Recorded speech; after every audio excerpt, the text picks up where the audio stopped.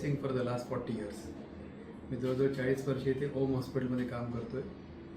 तर मी सगळ्या प्रकारच्या सर्जरीज करतो, लॅप्रोस्कोपिक सर्जरीज, ओपन सर्जरीज.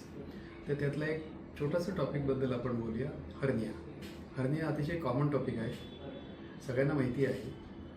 तर हर्निया म्हणजे कुठेतरी फुगा येतो, एस्पेशली कॉमन जो असतो तो जांघेमध्ये असतो, दुसरा असतो तो नाभीच्या इथे असतो, त्याला अम्बिलिकल हर्निया म्हणतो, आणि तिसरा असतो तो इन्सिजनल हर्निया. पहिलं काय ऑपरेशन झालं आहे पोटाचं, तर मसल्स वीक होतात आणि तिकडनं हर्निया होतो, तर त्याला इन्सिजनल हर्निया म्हणतात.